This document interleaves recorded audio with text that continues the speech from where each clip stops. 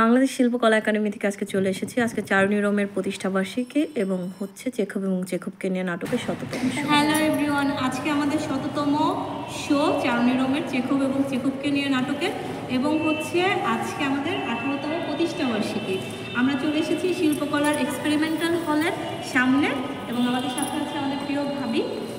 তো সব কিছু মিলে আমরা কাজ করছি নমিতা দিস তত্ত্বাবধানে। উনি মূলত আমাদের সব কিছু গাইড করছেন, উনি ডিজাইনার, আমরা হচ্ছে কামরা। ঠিক আছে, আপনারা সবাই চলে আসেন।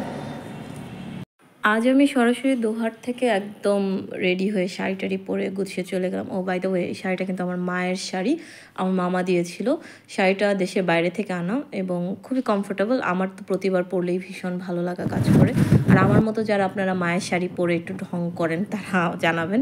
যাই হোক, বাসে করে অবশেষে দোহার থেকে চলে যাচ্ছিলাম শিল্পকলা একাডেমির উদ্দেশ্যে। হ্যাঁ, আমি জয়পাড়া থেকে বাসে উঠেছি, তারপরে ৯০ টাকা বাস ভাড়া দিয়ে গুলিস্তান নেমেছি এবং তারপরে একটা রিক্সা নিয়েছি ৪০ টাকা দিয়ে।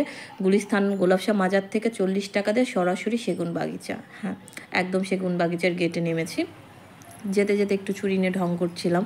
আসলে প্রতিষ্ঠাবার্ষিকী এই দিনটা আমার মধ্যে দিয়ে অনেক ঝড় যাচ্ছিল, অনেক মানসিক যন্ত্রণা যাচ্ছিল, কিন্তু মনে হলো না, এনাফ ইজ এনাফ, এবার একটু ভালো থাকতে হবে। ভালো থাকার জন্য, নিজেকে ভালো রাখার জন্য, সুন্দর রাখার জন্য, সব কিছুতে ভালো থাকার জন্য মেন্টাল রিফ্রেশমেন্টটা খুব জরুরি, তাই না? আসলে নমিতাদির সাথে সাজানো গোছানো দায়িত্ব আমার ছিল, যদিও আমাদের ফয়সাল ভাইয়ের বউ অনেক হেল্প করেছে। আমার যেতে দেরি হয়েছে।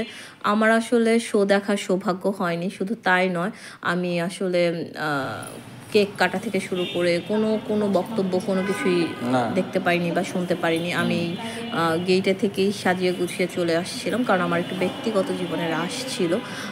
সেই রাশটার জন্য আমি এই প্রোগ্রামটা অ্যাটেন্ড করতে পারিনি। যাই হোক, আমি যেটুকু করতে পেরেছি তাতেই আমার ভীষণ ভালো লাগা কাজ করছে। তার কিছুক্ষণ আগে অবধি আমার এত কষ্ট হচ্ছিল। যাই হোক, কষ্টের কথা এবার বাদ দিই, আনন্দের কথা বলি। আমাদের প্রতিষ্ঠাবার্ষিকী, ১৮তম প্রতিষ্ঠাবার্ষিকী, এবং হচ্ছে চেখব এবং চেখবকে নিয়ে নাটকের ১০০তম শো। আচ্ছা, একটু ট্র্যাজেডির কথা বলি। আমি যখন আসছিলাম বাসে, তার আগে হচ্ছে আমার জুতাটা ছিঁড়ে যায়। হ্যাঁ, আর একটু মিসইনফরমেশন আছে, সেটা হচ্ছে জয়পাড়া থেকে আসিনি আমি। আমার জুতা ছিঁড়ে যাওয়ার কারণে আমি হচ্ছে বাগমারা নেমেছিলাম অটোতে। বাগমারা থেকে তারপর আমি জুতা কিনে, বাগমারা মার্কেট থেকে জুতা কিনে দেন আমি বাসে উঠি। হ্যাঁ, মূলত আমি সবসময় মাঝিরকান্দা কিংবা জয়পাড়া স্থান থেকেই যাই, কিন্তু সেদিন আমাকে এটা করতে হয়েছে।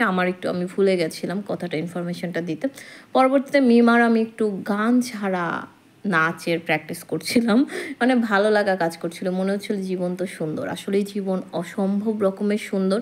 এত বাধা প্রতিকূলতার মধ্য দিয়ে আমি শিল্পকলাতে এসে আমার যে ভালো লাগাটা কাজ করেছে, সেটা আসলে বলে প্রকাশ করার মতো না, ক্ষণিকের জন্য। যদিও বাসায় এসে আমি আবার ডিপ্রেশনে পড়ে গেছি, আস্তে আস্তে আমি আবার ডিপ্রেশনে ছিলাম। মানুষের জীবনে না আপস অ্যান্ড ডাউনটা খুব থাকে। হ্যাঁ, এবং ভালো লাগাটাও কাজ করে। আমরা মনে হয় ক্ষণিকের কিছু ভালো লাগার জন্যই বেঁচে থাকি। বাই দ্য ওয়ে, মাঝখানে আমার স্যারের সাথে দেখা হয়েছে, কথা হয়েছে, এবং হচ্ছে দুতির সাথেও দেখা হয়েছে, কথা হয়েছে, কিন্তু আমি থিয়েটারের শোটা দেখতে পারিনি ভালো করে। এখানে প্রতিটা মম জ্বালাচ্ছিলাম, আমার মনে হচ্ছিলো জীবনটা আসলে উজ্জীবিত, এরকমই সুন্দর। আসলে জীবনের মানেটা না খুব ভীষণভাবে বদলে যায়। মনে হয় যে কখনো মেঘ, কখনো বৃষ্টি, আবার কখনো রোদ্দুর।